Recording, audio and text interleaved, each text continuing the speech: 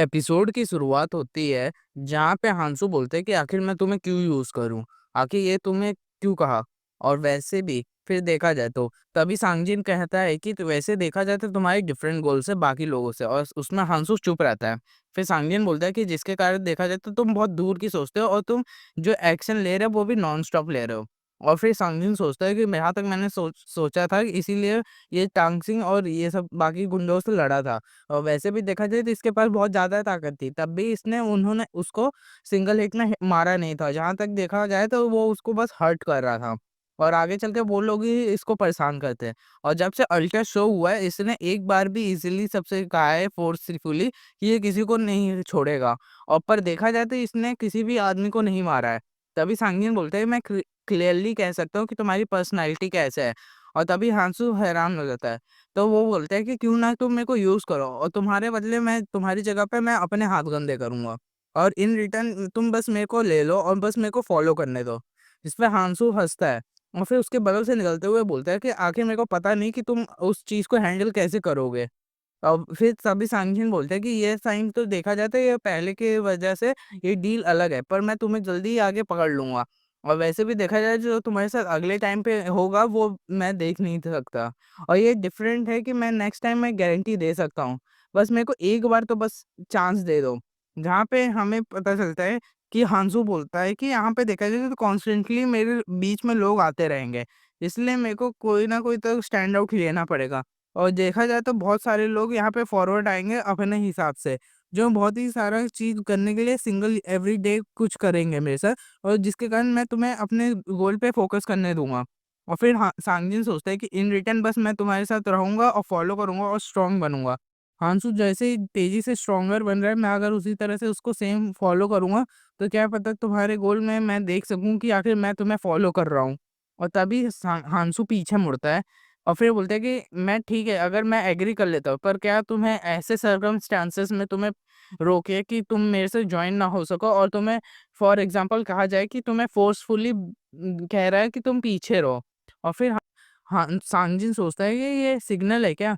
ये in return कह रहा है कि सेकंड ट्यूटोरियल में कुछ होने वाला है? तभी वो बोलता है कि ठीक है, मैं उसके साथ स्ट्रॉन्ग बनूँगा और तुम्हें फिर ढूँढूँगा। और वैसे भी बस मैं तुम्हें साथी के रूप में लेना चाहता हूँ और ये बस कहना चाहता हूँ। तभी हांसू हँसता है और बोलता है कि नीचे जाओ। और फिर वो सोचता है कि क्या ये अभी भी मेरे को मना कर रहा है? और फिर बोलते हैं, कांग हांगसू बस मेरे को एक बार चांस दे दो। मैं यहाँ पे अपनी गलतियों को फिर से दोबारा सुधार लूँगा। बस एक बार चांस दे दो। तभी वो पीछे मुड़ता है, फिर वो बोलता है कि तुमने मेरी बात को सही तरीके से समझा नहीं क्या? और वो हैरान हो जाता है। बोलता है कि यहाँ पे मेरे को कल 1 बजे मिलो यहाँ पे, और वैसे भी जो तुमने नीचे लोगों को किया है मॉन्स्टर के साथ में, जाओ तो वो तुम्हारा हिस्सा है, जाओ। और फिर वो बोलता है अच्छा ओह! और फिर बोलता है कि जाओ नीचे जाके तुम अपने रूम्स ले लो। तुमने जो 10 लोगों को मारा है तो उसके रूम्स तुम्हारे होते हैं। अब यहाँ से मैं चलता हूँ। और वैसे भी देखा जाए तो अगली बार हम लोग मिलेंगे, तो हम लोग स्माइल के साथ मिलेंगे, और हांसू है सांजिन हैरान हो जाता है। और जी, वहाँ पे बहुत ही ज़्यादा खुश हो जाता है। और फिर हांसू सोचता है कि वैसे भी मैं इसके बारे में अभी श्योर नहीं हूँ। वैसे इस इंडीड देखा जाए तो बाद में मेरे को इसकी ज़रूरत पड़ेगी, जहाँ पे उसकी दोस्त बोलती है कि अल्टीमेटली जो तब तुम पास्ट में रिटर्न करोगे तो तुम सेव ह्यूमैनिटी को बचाओगे। पर अगर देखा जाए तो बहुत लोग तुम्हारे रास्ते के बीच में आएँगे, तो ऐसे के लिए तुम्हें पनिशर रखना होगा, और वैसे भी देखा जाए जो तुम्हारे बदले एक्ट कर सके। तभी आंसू बोलते हैं कि पनिशर ये ऐसे होते हैं एसेंशियल फैक्टर जो ह हर मोनाच और एलिस के पास होता है, और ये तुम्हारे बदले हाथ गंदे करते हैं मोनाच के लिए, ताकि तुम मोनाच उसके गोल के करीब हो सके। वैसे मेरा ओरिजिनली प्लान था कि अनवी आर्यन को चुनूँ, पर देखा जाए तो मैं इसको चांस दे सकता हूँ, और ये वैसे भी देखा जाए तो सांजिन पे मैं ट्रस्ट कर सकता हूँ इतना। और सेकंड ट्यूटोरियल जब स्टार्ट होगा तो सब लोग यहाँ पे फोर्सफुली एक दूसरे से अलग हो जाएंगे, तो आखिर पता नहीं क्या हो आखिर। पर ये अभी एक तरह से सेम नहीं है, और यहाँ पे कुछ रूल्स के लिए मेरे पास अभी देखा जाए तो 8 क्लाउड स्नैक बचा है, तो ये बहुत मेरे लिए यूजफुल होगा अगर मेरे को पनिशमेंट मिल जाएगा। और फिर वो बोलता है कि कुछ ना कुछ ये तो वर्थवाइल है इन्वेस्टमेंट के लिए, और वैसे भी देखा जाए तो कुछ किए बिना पता नहीं चलेगा कि तुम फेल हो। और वो सोचने लगता है कि मेरा फोकस तो पहले अभी इसी पे रहना चाहिए कि कैसे मैं हिडन पीस को पाऊँ।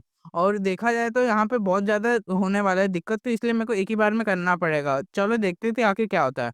जहाँ पे वो फिर से अगले दिन मॉन्स्टर से लड़ता है और फिर बोलता है कि ये सेकंड हिडन पीस कंडीशन बहुत ही ज़्यादा सिंपल है, पर पता नहीं आखिर यहाँ पे क्या है, मैंने आखिर इस कार्निवोरस बीस्ट को डिस्ट्रॉय कर दिया और अल्टर भी है जो अब टूटने वाला है और मैंने इसको टेक डाउन कर दिया है, पर मेरे को ये नहीं पता कि अब मैंने इसको मार तो दिया है पर कंडीशन मिंट जुड़ी है कि नहीं। और तभी देखते हैं कि वहाँ पे एक गेट खुलता है और बोलता है कि हिडन मिशन अचीव हो गया है। और फिर वो अंदर जाता है और वो एक चीज़ को उठाता है और वो बोलता है कि हैरान होते हुए कि ये यहाँ पे वैम्पायर किंग नूरमहा का रिंग। और मैंने सोचा नहीं था कि वो रास्कल बज़र्क मोनार्क को यहाँ से उसको ये मिला था। मेरे को पता नहीं था। आखिरकार ये यहाँ से इसने पाया था नूरमहा रिंग। जहाँ पे हांसू बोलता है कि वैसे देखा जाए तो जितने भी कैटेगरी के आर्टिफैक्ट्स होते हैं वेरियस स्टैंडर्ड्स के थ्रू डिवाइड किया जाता है उनके लेवल के ऊपर। और यहाँ तक देखा जाए तो सबसे इम्पोर्टेंट उनका कलर होता है।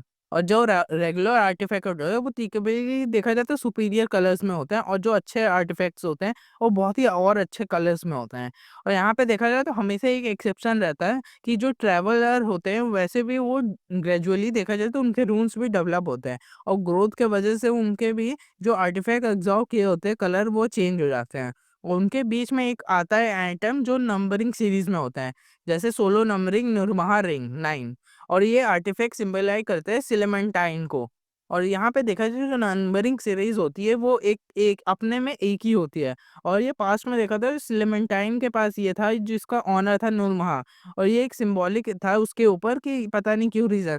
और ये फेस है कि यहाँ पे 8 अथॉरिटी होती है जब उसके हाथों से ओरिजिनेट होती है। देखा जाए तो लोग उसके पीसेस में टुकड़े हो जाते थे।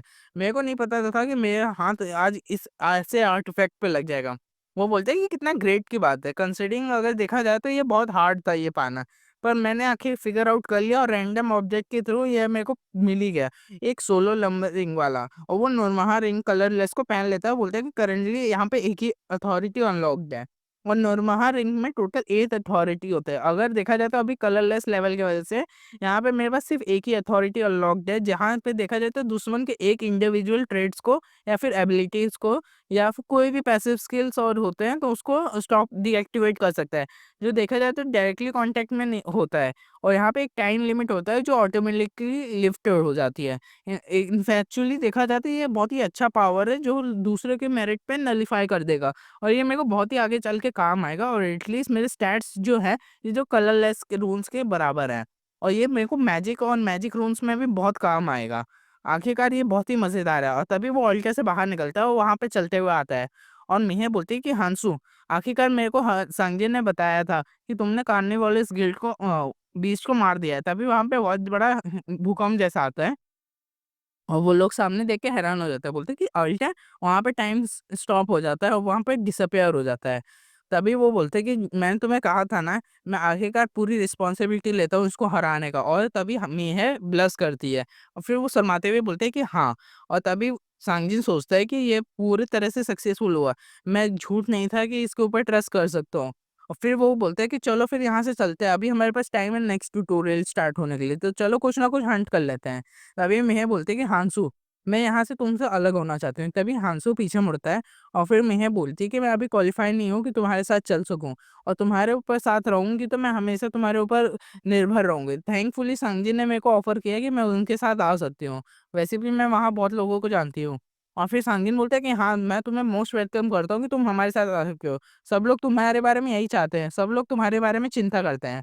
तभी हांसू सोचता है कि ये कितनी शर्म की बात है। पर लेकिन चाहे जो भी है इसने अभी बहुत ही बेस्ट चॉइस किया है। और वैसे भी देखा जाए तो ट्यूटोरियल स्टार्ट होने वाला है और इसको अपनी पोजीशन पता है अपने हिसाब से। तभी वो बोलता है कि तुमने बहुत ही अच्छा डिसीजन लिया और वहां से मुड़ जाता है। तभी मैं बोलती है कि वेट। और फिर आखिर हम लोग जब नेक्स्ट टाइम मिलेंगे तो हम मैं सिंपली गिव अप नहीं करूंगी।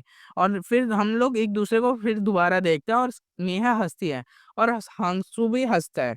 और फिर वहां से जाने लगता है और सबको बोलते हैं कि श्योर। और ऑल्सो सांगजिन, मैं तुमसे जो कहा हूँ कि तुम्हें याद है ना, वैसे भी मेरे को तुम्हारे ऊपर सीरियस हूँ मैं। और ये तुम्हारे ऊपर है, ये तुम्हारी चॉइस है। तभी सांगजिन भी बहुत खुश हो जाता है।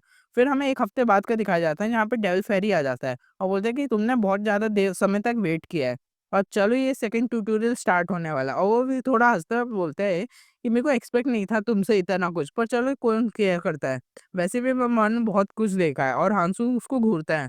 फिर बोलते हैं कि चलो अब यहाँ पे स्टेज चेंज करते हैं और हम लोग शुरुआत करते हैं। वो चुटकी बजाता है और हंसता है और देखते हैं कि नीचे उनके लोगों के पैरों के जमीन चमकने लगते हैं और सब लोग बोलते हैं कि आखिर यहाँ पे क्या हो रहा है, आखिर हमारे पैरों के बीच से लाइट क्यों आ रही है। और तभी एक बच्ची अपने पापा का हाथ पकड़ते हुए बोलती है डैड। और हांसू बोलते हैं कि फाइनली अब ये स्टार्ट हो चुका है। और तभी देखते हैं कि वो लोग एक दूसरे रूम में ट्रांसफर हो जाते हैं और सब लोग बोलते हैं कि आखिर हम लोग कहाँ पे हैं। तभी एक माइक अनाउंसमेंट होती है, बोलते हैं कि सब लोग यहाँ पे पहुंच गए हैं ना। अगर हम लोग सेकंड ट्यूटोरियल में एंटर करने से पहले एक देखा जाए तो हमें हेड काउंट को एडजस्ट करना होगा। तभी वो लोग बोलते हैं कि हेड काउंट को।